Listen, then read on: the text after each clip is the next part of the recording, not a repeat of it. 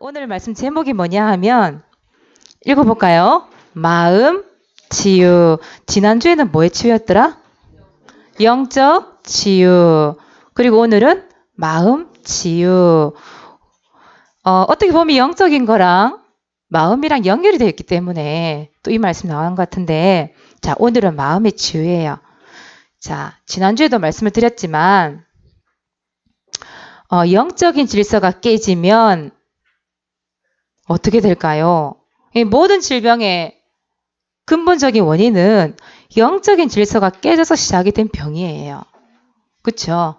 영적인 게 깨져. 그러니까 영적인 질서가 딱 깨지니까 모든 게 다 깨어지는 거예요. 마음도, 정신도, 육신도 다 깨어지게 돼 있어요. 그래서 이 영적인 질서가 깨지면 먼저 어떤 문제가 온다고 그랬어요? 지난주에도 얘기했잖아요. 어떤 문제가 온다고요?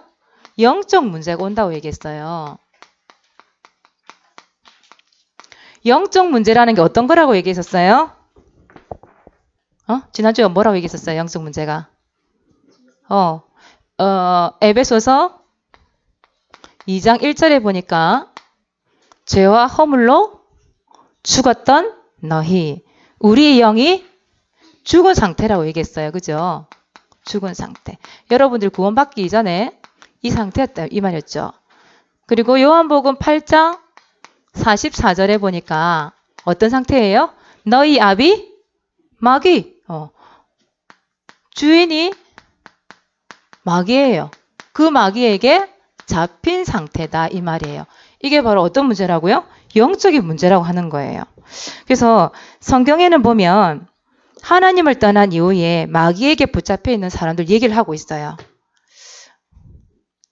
집사님, 눈 딱 뜨세요. 아시겠죠? 영적 전쟁입니다. 그래서 사도행전 8장 7절에 보면 이런 말씀이 있어요. 많은 사람에게 붙었던 더러운 귀신들, 이런 말씀이 있어요.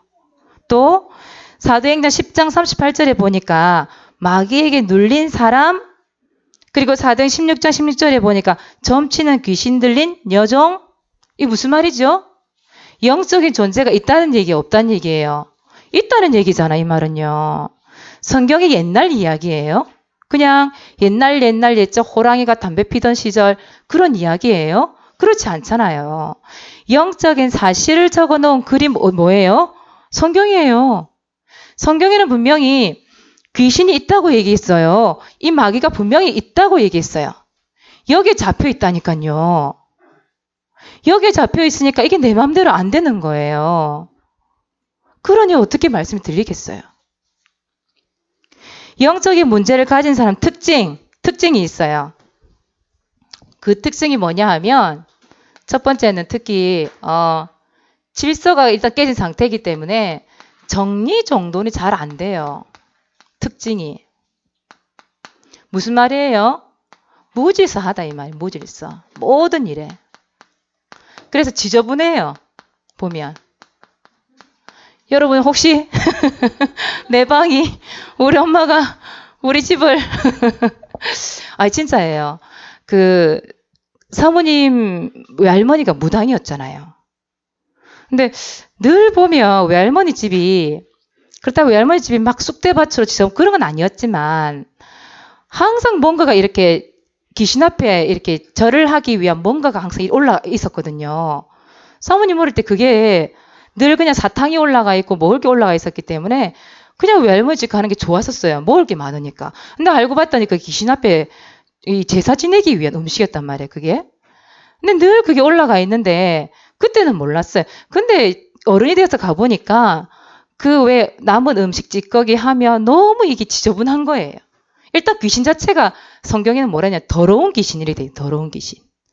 그러니 그 귀신이 어떻게 질서 있게 그렇게 정리정돈되게 사람이 이 질서 있게 살도록 만들겠냐, 이 말이에요. 그래서 영적인 문제 있는 사람들 대부분 보면 냄새가 많이 나요. 지저분해요. 특히 이제 뭐 사는 아파트 쪽 그런 데 가면 지저분한 사람들이 많아요. 그게 돈이 없어 지저분한 게 아니에요. 영적인 문제 때문에 자기가 더러운 줄 몰라요. 그래서 여러분들이 봤을 때 좀 이런 사람이 보인다. 영적인 문제가 좀 있구나. 그거 아시면 돼요. 그리고 이 영적인 문제 있는 사람 특징이 또 뭐냐 하면, 음란이라는 거, 음란. 여러분, 음란. 성적으로 좀 타락한 거 음란이라 그러잖아요. 예, 음란. 음란이라고 얘기하는데, 우상 자체가 더 음란이에요. 우상 자체가. 성경에는 우상 자체가 음란이라고 돼 있어요. 그러니까 하나님 아닌 다른 것을 섬기는 것 자체가 우상이라고 얘기하고 있거든요. 근데 그 우상이 많은 이런 큰 절간이나 아니면 그런 우상을 많이 섬기는 주변에 잘 보면 여러분들 이런 모텔이라든지 단란주점이라든지 이런 유흥업소들이 알게 모르게 딱 포진돼 있어요. 그 언제죠? 목사님하고 사모님 전에 저기 갓바위 있는데 거기가 무슨 산이에요? 팔공산? 그쪽으로 가보니까 아우 깜짝 놀랐어요. 그 꼬불꼬불꼬불 꼭대기에서 올라가는데 와 거기 그렇게 모텔이 많아서 몰랐어요. 와 휘황찬란하더라고요. 술집부터 시작해가지고 그 이제 그런데 가보면 항상 음란이 따라다니죠. 뭐 내가 지금부터 저런 걸 알아야 돼? 그게 아니에요. 지금부터 여러분들이 예방주사를 맞는 거예요. 이 사단이 이 귀신이 역사하는 이 장소에는 반드시 이런 문제가 있구나. 여러분 현장 볼 때도 우리 왜 시장 안이나 이런 데 골목 한번 잘 들어가 보세요. 꼭 철학관하고 이런 게 다 연결돼 있어. 이런 우상 숭배하는 곳이랑 이런 음란물 이런 것이 이게 항상 섞여 있다니까요. 그래서 여러분들이 또 우리 5인 1조 캠프 때 또 현장을 나가야 될 건데 여러분 어디를 가든지 간에 그냥 보지 말고 현장을 잘 보세요. 사모님 얘기했던 곳이 이런 거구나. 이 현장에 가보니까 진짜 철학관도 있고 그 보니까 무당집도 있고 그 근처에 분명히 모텔도 있고 유흥업소도 있고 여러분 아셔야 돼요. 혹시 여러분 집 주변에 그런 데가 많다? 어떻게 해야 되겠어요? 영적 문제 있는 사람이 참 많겠구나. 이미 여러분 알고 들어가야 돼. 거기를 향하여 여러분 영적인 눈을 열고 어떻게 해야 돼요? 기도해야 돼요. 영적 싸움 해야 돼요. 아시겠죠? 그 영향을 여러분 받으면 안 되기 때문에 사모님이 예방주사를 한 대 딱 주는 거예요. 오늘 지금. 그리고 이 영적인 질서가 깨지면 뭐도 병이 드냐 하면 마음도 병들어요. 어차피 우리 영적인 거 연결되기 때문에 마음도 병이 들게 돼 있어요. 그래서 마귀가 무엇을 이용할까요? 사람을 뭐 이렇게 잡고 있다는데 이 잡고 있는 게 우리의 육신을 누를 수도 있어요. 물론 그래서 이 육신에 이게 뭐 어깨 타고 있는 것 같고 머리 있는 것 같고 이런 느낌이 들 수도 있는데 특히 사단이 제일 먼저 파고 들어오는 것이 어디냐면 마음이라고 하는 거예요. 마음. 그래서 사단이 가장 먼저 파고 들어오는 것이 마음. 사단은 마음을 이용해요. 성경 말씀에 나와 있어요. 성경 말씀에 보니까 잠언 17장 22절. 잠언 17장 22절에 보니까 뭐라고 되어 있냐면 마음의 즐거움은 양약이지만 심령의 근심은 뼈를 마르게 한다. 이런 말씀이 있어요. 그만큼 여러분 마음의 상태가 어떠느냐에 따라서 때로는 뼈가 마를 정도로 아프기도 하고요. 아니면 때로는 건강이 나을 정도로 몸에 있는 질병이 나을 정도로 건강해지기도 하고요. 마음의 상태에 따라서 어떻느냐 굉장히 중요하다는 얘기죠.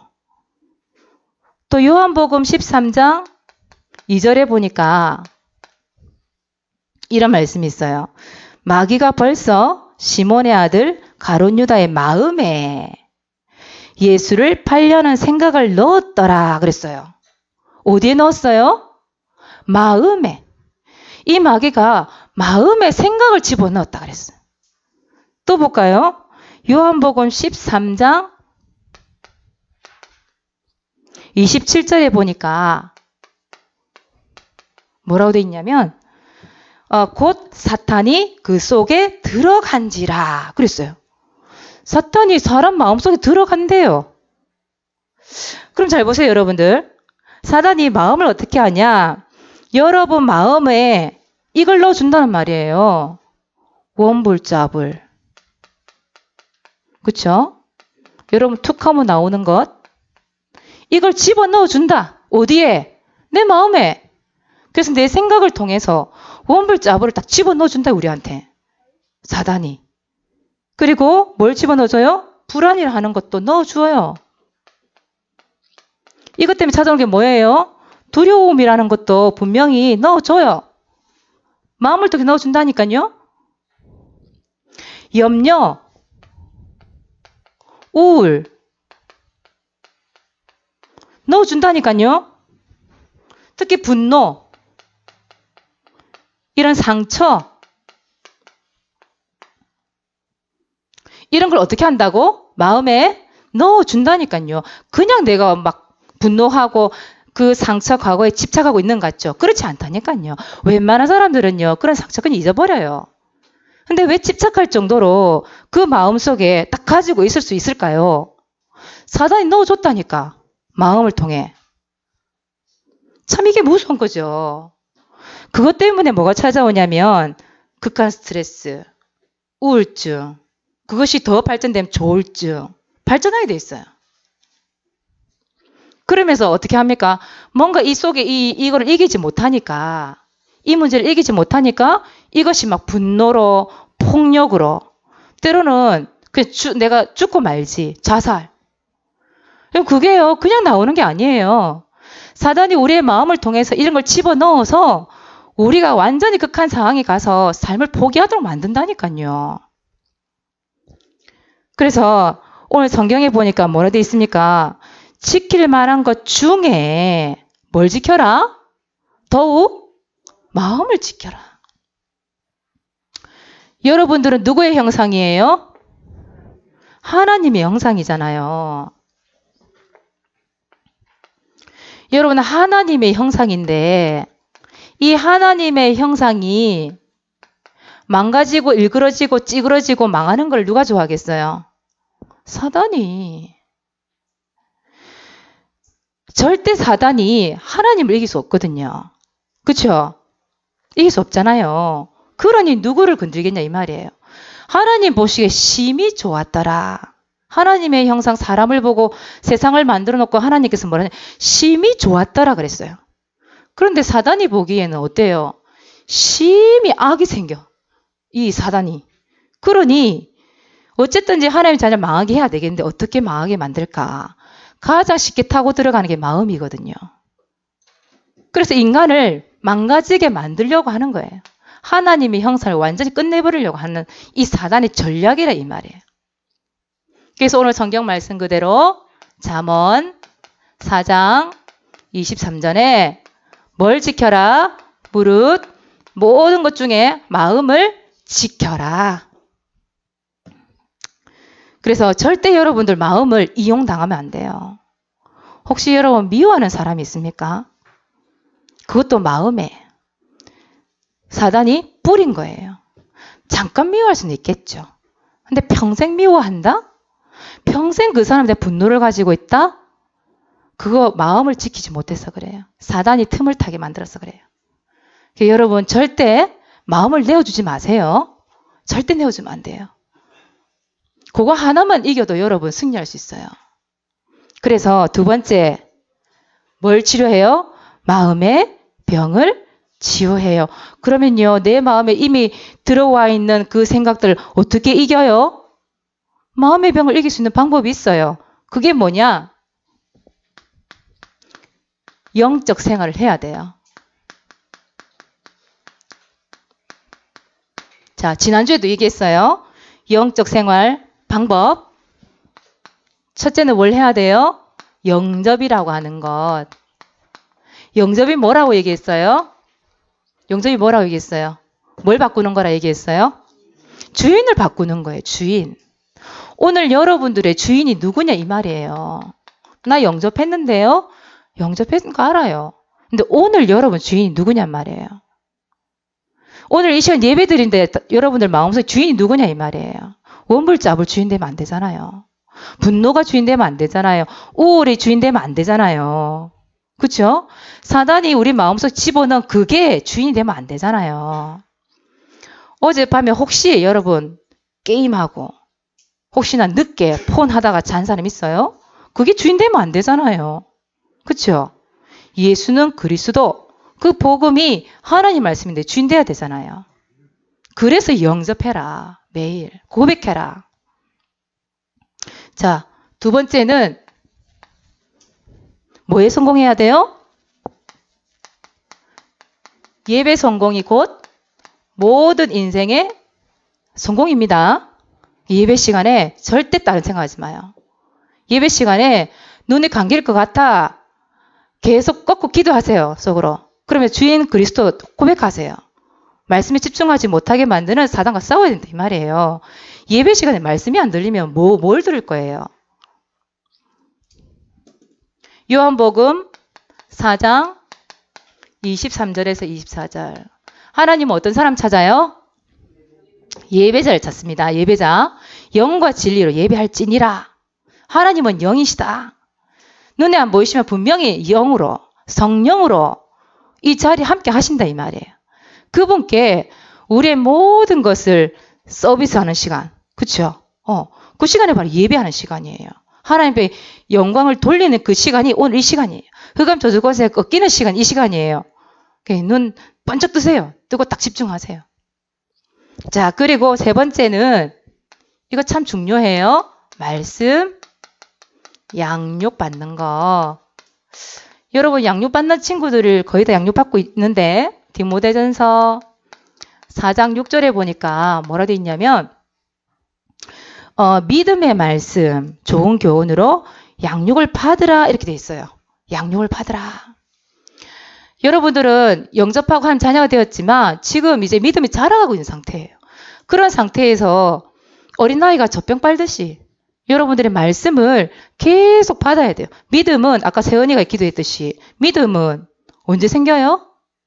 들을 때. 뭘 들어야 돼요? 말씀. 하나님 말씀. 그것으로 계속 양육을 받을 때 내가 믿음이 생겨요. 그때 온전한 자로 딱 세워지는 거예요. 그래서 여러분들이 예를 들어서 이번 주에 양육 못 받을 일이 생겼다. 그럼 어떡할까요? 아싸. 오늘 노는 날, 쉬는 날. 세연이가 보면 그 일을 잘해요. 세연이가 월요일마다 다락방을 하는 사모님하고 하는데 하루 전에 보니까 뭐 때문에 빠지게 됐더라? 하여튼 빠진 날이 있었어요. 그 사모님은 그날 아유 내가 오늘 좀 쉴 수 있겠구나 사모님 오늘. 근데 세연이가 오더니 사모님 월요일날 안 되니까요. 목요일날 해요. 목요일날. 사모님한테 날짜를 정해주는 거예요. 요일을. 그래서 사모님이 아 이게 아니구나 싶어가지고 정신 차리고 그랬다니까요. 그래 돼야 돼요. 사모님 많이 괴롭혀야 돼. 뭐 쉬게 되거나 아니면 사모님이 일이 있거나 여러분들 일이 있을 때에 미리 시간을 얘기해서 시간을 변경해서라도 그 주간에 말씀을 다시 한번 들어야 돼요. 그래서 사모님 많이 괴롭히세요. 말씀 양육받기 괴롭게 하는 거는 사모님이 오히려 기뻐요. 마음이. 그게 힘든 게 아니고. 그리고 두 번째는 뭐냐. 제일 중요한 거. 여러분 감사 생활. 마음의 치유는 여러분 딴 거 없어요. 감사하는 것만큼 좋은 게 없어요. 이게 뭐냐 하면 마음의 병을 치유하는 특효약이에요. 특효약. 여러분 정신 문제 있는 사람들이 가장 안 되는 게 뭐예요? 감사가 안 돼요. 3일 전에 정신병원 가봤거든요. 가보니까 사람들이 괭해요. 그리고 얼굴이 시커멓게 죽었어. 그리고 사람들이 거의 다 멍해요. 그런 상태에서 감사가 나오겠어요? 그리고 그거지만 막 소리를 괴성을 지르는 사람도 있어 가면. 괴성을 막 질러요. 뭔지 모르겠는데 자기 속에 있는 뭐가 이게 안 지워지니까 보이고 들리는 것도 있고 뭔가에 집착이 되어지고 이 생각이 안 없어지니까 막 그 분노를 못 이겨서 소리를 지르고 막 집어 던지는 사람도 있고 막 그래요. 거기 가보면 실제로. 그러니까 그거를 감사가 되어지면 이게 오히려 나을 텐데 그렇지 않은 거예요. 그래서 여러분들은 이 감사를 아주 작은 거 있죠? 작은 것, 사소한 것 여기서부터 감사하세요. 어제 사모님이 그 영화를 하나 봤어요. 내가 토요일에 처음으로 영화를 봤는데 전쟁 영화였어요. 그 우리나라 6.25 때 사건. 그 사모님 전쟁 영화를 별로 안 좋아해요. 왜냐면 심장이 약해. 뭐가 터지고 죽고 이러면 심장이 벌렁벌렁거려서 막 못 앉아 있어요. 사모님 보기보다 약하답니다. 연약해요. 목사님이 사모님 보고 제일 무섭다 하는데, 사모님 연약한 사람이에요. 그래서 그런 걸 잘 못 봐요. 근데 어제는 보니까 감동적인 영화였어요. 감동적인 영화. 근데 거기 보니까 전쟁이 일어났기 때문에 찾아오는 그 고통, 결국은 다 죽거든요. 그리고 그 고통 가운데 일어난 여러 가지 사건들을 얘기를 하는데, 코믹하게 엮였는데, 여러분들이 솔직히 말해서 지금 그런 고통이 있기를 해요. 전쟁을 통한 뭐 그런 고통이 있기를 해요. 여러분들이 그렇다고 해서 뭐 옛날처럼 우리 때 어른들 때처럼 뭐 굶기를 해요. 학교 가기 싫다고 얘기하는데 공부하기 싫다고 얘기하는데 뭐 옛날처럼 우리 공부하고 싶어도 못했을 때가 있었는데 그렇기를 해요. 여러분 솔직히 얘기하자면 과거에 살아온 어른들에 비하면 크게 그렇게 힘든 게 없는 것 같이 보여요. 사람 눈에는. 근데도 여러분들은 어렵고 힘들다고 얘기하거든요. 근데 그게 뭘까요? 사소한 것에서 이게 안 돼. 작은 것에 사소한 것에 감사가 안 되는 거예요. 감사가. 그래서 여러분들이 지금부터 뭐 하냐? 뭔가 크게 기도했는데 크게 응답받은 거에 대해 감사 누구나 해요. 그냥 일반적인 삶 속에서 내가 사소한 것, 작은 것 속에서 감사 조건을 찾아내기 시작한다. 감사 내용을 찾아내기 시작한다. 그때 여러분 가지고 있는 마음의 병이 치유되기 시작하는 거예요. 그래서 오늘부터 뭐 하면 될까요, 여러분? 그러면 감사하세요. 바울이 에베소서 5장 20절에 보니까 뭐라고 얘기했냐면 범사에 감사하라.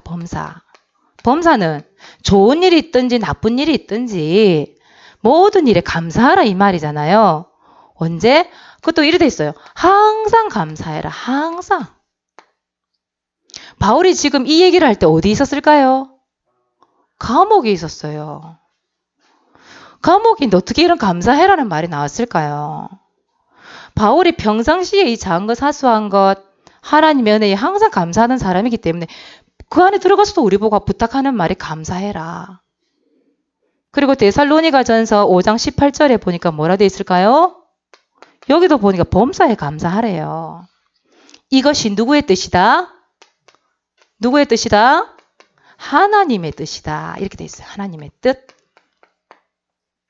하나님이 여러분들을 향한 하나님의 뜻이다. 이렇게 돼 있어요.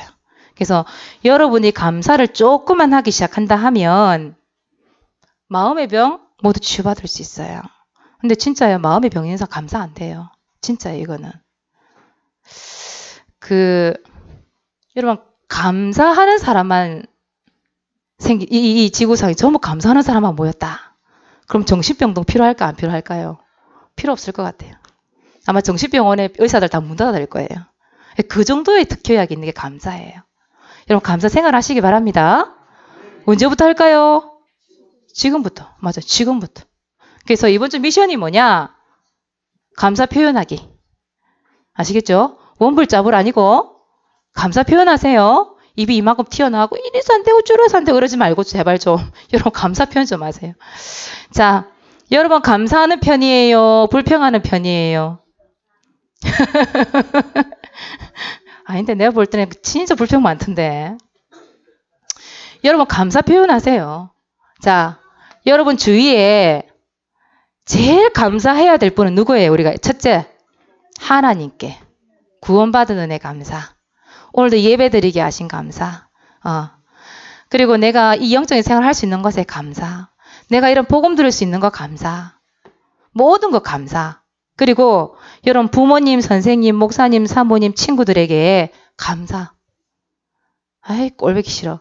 그게 아니에요. 그게 사단이 주는 마음이라니까. 그게 아니라 감사하다. 이런 분 만나서 감사합니다. 저런 친구 만나서 감사합니다. 나에게 저런 상처를 준 친구한테도 오히려 저걸 통해서 나를 깨닫게 하시니 감사합니다. 얼마든지 표현할 수 있어요. 그래서 여러분들이 그런 사람들에게 뭐하냐 이번 주에 감사 편지 한번 적어보세요. 요만한 쪽지 있죠? 쪽지 같은 것도 괜찮아. 지난주에 목사님한테 우리 랩런트 중에 한 명이 요만한 쪽지 요거에다 편지를 딱 싸고 목사님 주는 걸 내가 봤거든요. 사모님이 이제 이게 쪽지만 이렇게 딱 봤는데 그것만 봐도 감사하더라고요. 이 랩런트가 목사님에게 힘을 딱 주는 편지를 써봤는데 얼마나 감사한지. 그러니까 여러분 감사 편지 또 여러분 나름대로의 삼원을 노트에다가 감사 고백도 한번 해보세요. 하나님 앞에. 그리고 감사의 선물 돈을 조금 드리면 더 감사가 돼요. 그래서 조그만한 거라도 감사 표시로 선물 드리면 서로가 감사한 조건이 되겠죠. 그래서 여러분들이 이번 주에 할 거는 뭐예요? 영적인 생활 그리고 감사하는 생활. 그래서 마음의 병이 치유되는 랩런트 되시길 바랍니다. 기도하겠습니다. 하나님 고맙고 감사합니다. 우리에게 있는 모든 영적인 깨진 질서들, 그것 때문에 찾아오는 모든 마음의 병들, 오늘도 말씀을 통하여 들은 이 말씀을 통하여 붙잡고 승리하는 축복 있게 하여 주시옵소서. 영적인 생활을 통하여 고백이 되어지게 하시고 오늘부터 감사하는 생활이 되어져서 하나님 앞에 모든 영광 돌리는 우리 랩런트가 되게 하여 주시옵소서. 하나님 많은 사람들이 마음의 병으로 고통받고 있는 현장입니다. 이 현장 가운데에 하나님과 함께 하심이 감사가 되어지게 하시고 사소한 것 또 하나님 작은 일에 감사함을 찾게 하셔서 이들의 영혼이 치유되게 하시고 마음이 치유되게 하시고 정신문제 모두 치유되는 역사 하나님의 말씀으로 치유되는 역사 있게 하여 주시옵소서. 감사를 드리며 예수 그리스도 이름으로 기도드리옵나이다. 아멘.